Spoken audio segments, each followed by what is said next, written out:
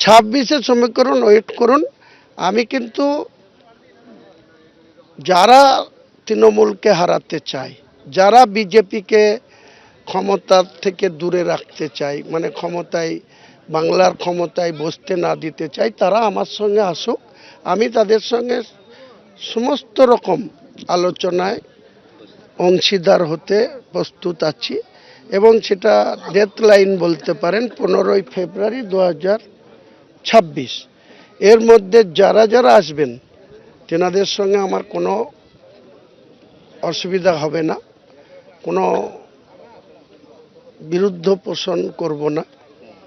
কিন্তু যদি হ্যাঁ হয়ে গেছে, বোলা মাঠে খেলতে নেমেছে, হয় ছক্কা মেরে বিরোধী পক্ষকে আউট করে মসনদ দখল করবে, আর তা না হলে ওই যুবরাজের মতন কখনো কখনো বোল্ড আউট হয়ে প্যাভিলিয়নে ফেরত যাবে।